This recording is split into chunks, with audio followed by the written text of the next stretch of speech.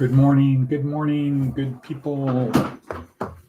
Today is August 1st, 2024. It's about 6 a.m. in the morning out here in southwestern Nevada, Nye County, in Pahrump or Pahrumpertucky. You choose. Hold it.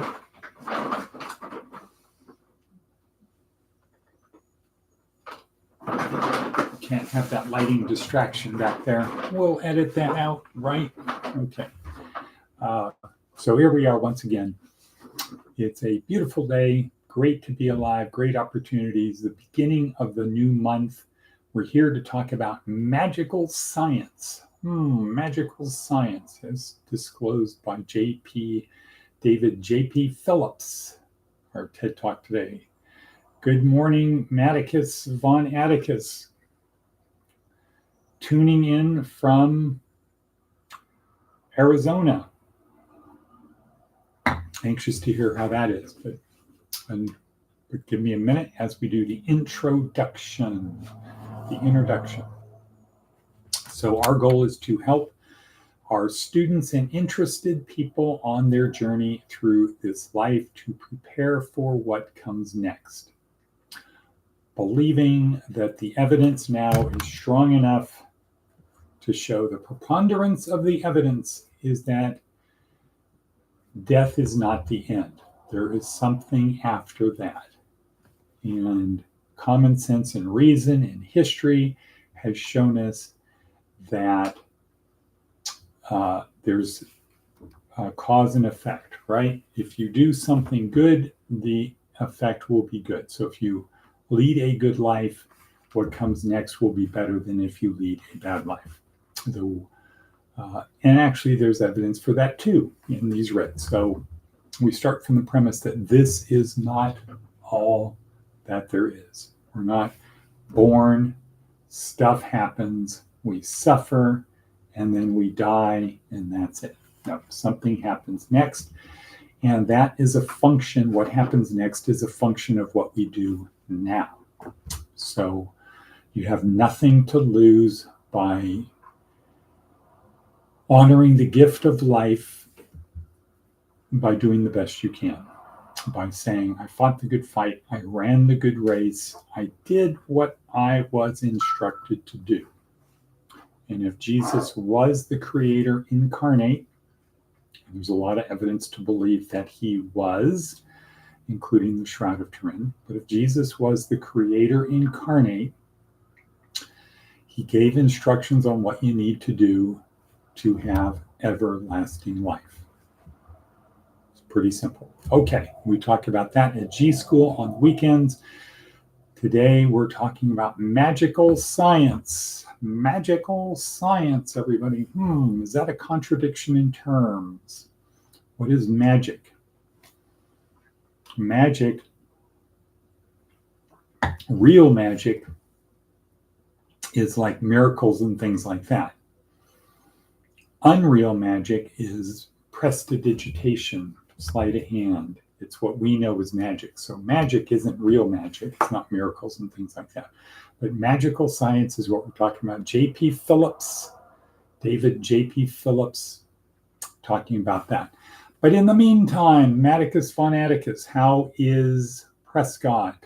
Prescott, there are trees in Prescott. Aha, there's probably not a lot of tumbleweed and dust devils there, right? Not like here. Well, anxious to hear more about it, but for me, today is an extremely busy day. I have class tonight from 6 to 9. Have to polish up my paper, get that submitted before 6, prepare for class. Second meeting today of the Think Transitional Housing Nutrition Center meeting with some very important people, the movers and shakers of Pahrump. Right. That's at 1. And then 11 o'clock down in Las Vegas. 11 o'clock call down in Las Vegas. So a lot to do today. Lots and lots to do. Very busy day. So be leaving here about 9 to get to Las Vegas. So in about 3 hours, I've got to hit the road. And of course, I've got to get on the Peloton. Let's see. This place is much nicer than Pahrump. Aha. Prescott is much nicer than Pahrump. Okay. I guess it depends what you mean by nice, but I'm sure the standard is low. Anyway, here we are. Pick up your yoke and follow me, said Jesus. All right. So what else do we have on our hit parade? Advice from an 80-year-old. Never waste an opportunity to tell someone you love them. Well, I would say, man, it's easy to say I love you. So Jesus said, is it easier to say your sins are forgiven or get up and walk? You're healed, get up and walk. It's not that hard to tell somebody you love them.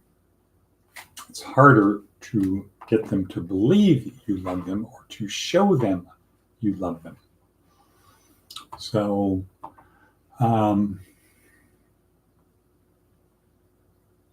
that's kind of an interesting one. Don't want to drill down on it too much. Let's take it at face value. Convert that to be never waste an opportunity to let someone know that you love them. Not just tell them, I love you, blah, blue, zippity-doo-dah-day, okay.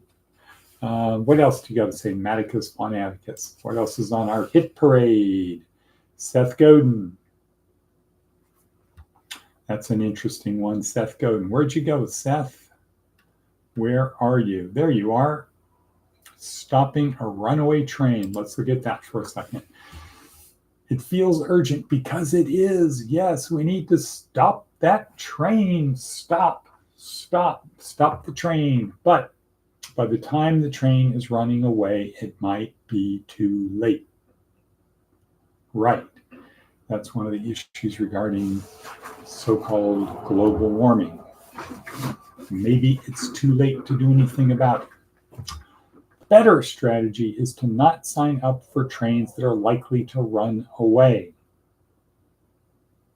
Right. The first principle of risk reduction is to figure out if you can stop it later. If you can't, don't start. Okay, so should I get on that train? Does the train look safe? What about the people driving the train? Do they appear to know what they're doing? So I would convert that to be, if they don't appear to know what they're doing and the train doesn't look safe, don't get on board. And I think that's what Maticus Phonaticus is saying. It's much nicer than Pahrump.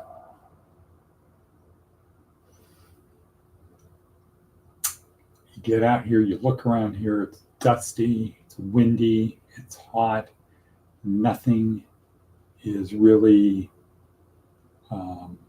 conveniently attractive.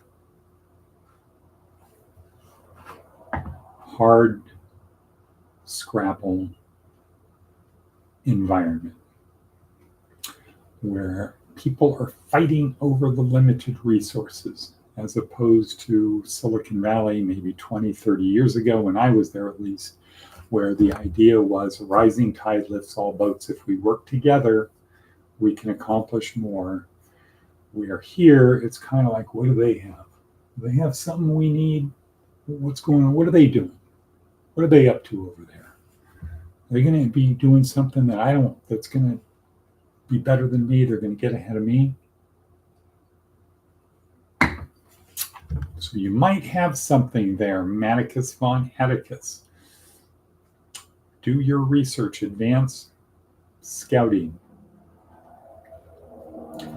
Okay.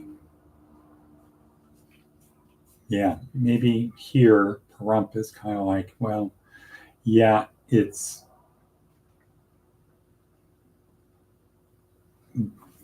we're attached to Las Vegas. Las Vegas is cool, and we're nearby. We can always go to Vegas if we need something. That's where the action is. Sin City, whatever. Okay. Runaway trains. Don't get on a train if you think it might run away. Look at it, think about it, ponder it, question it, and look at the people, look at the crew, the train's crew. Do they seem like the kind of guys that are a bit careless, visionless, and when something bad happens, they're going to wonder what happened? They're not going to proactively prevent it from happening. That's kind of a good segue into our topic of the day, which is magical science. Okay, so our TED Talk today is the magical science of storytelling. The magical science of storytelling.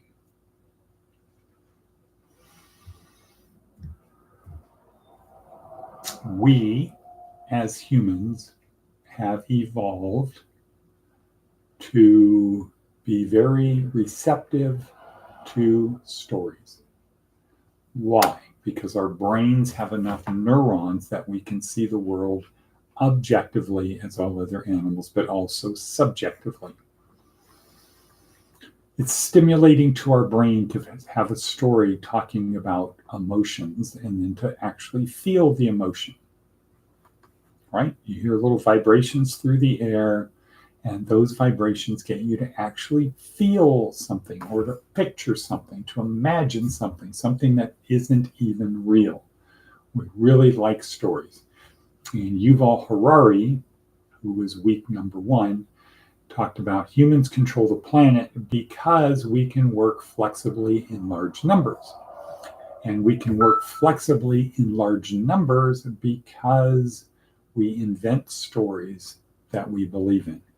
And if we invent a story and we believe in the story, we will do what the story tells us to do. Animals don't have the ability to do that. And it appears, it seems like we have the ability to do that because we have a lot more neurons, especially in our prefrontal cortex. We have a lot more neurons, so we can see the world objectively, like all other animals, but also subjectively. So a mountain isn't just a mountain, a river isn't just a river, the sun is not just the sun. You'll never see 2 chimpanzees walking off hand in hand to go watch the sunset or to ponder art. Do I like that painting? Can I paint that? You'll never see that happening, but it happens with humans. And so we create this idea of meaning and purpose. Is meaning and purpose a fictional story? I think not. I think not. So we do well with stories. We humans get locked in, hooked in, addicted to stories. So David Phillips talks about, let's take the story and recognize that good stories make us feel certain ways. Sometimes they make us sad, sometimes they make us glad, sometimes they encourage us to do things, sometimes they get us to settle down.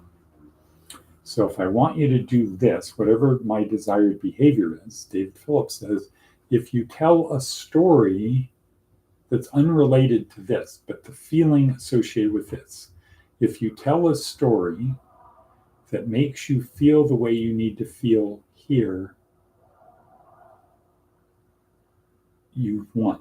So the science is, I want you to feel a certain way. I can tell you a story to make you feel that certain way.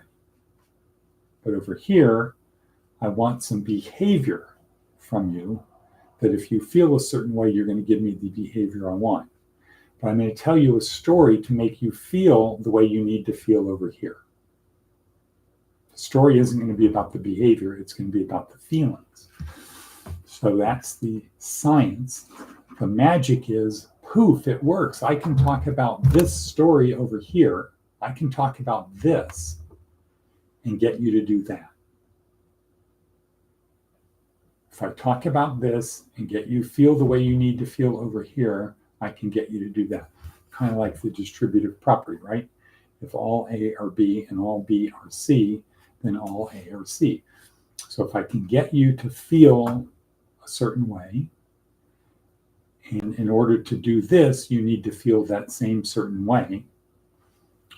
If I tell you a story to get you to feel this way, and then once you feel this way, then I get you to do the behavior I want, and you're more likely to do it. So if I want you to run into a burning building where you could possibly get injured or killed, if I want you to do that, that's the behavior I want. I'm going to tell you a story about courage and bravery. I'm going to tell you a story about being a hero. Once you feel like being a hero, now all I have to do is say, go run in that building. Here's your chance. Here's the opportunity to do that. So very important for our lives, our careers. Use it, take it home. Don't leave home without it. Watch the TED Talk. Watch David Phillips. Where do we go? Where do we go? Okay. I think that's probably good enough for today. I think that's a good enough lesson. The goal is watch David Phillips. Watch David Phillips talk about that. And we have Thursday night, Friday night, Saturday night, 3 more nights until breakfast in the park. Breakfast in the park. On Sunday, got to videotape it. That's the most important thing. Need it for class. Need it to memorialize the event. All hands on deck. All hands on deck. Looks like our people are going to have to help. Okay. And there we have it. And thus we have it. Okay. All right. And I'm going to say cut, people. Cut.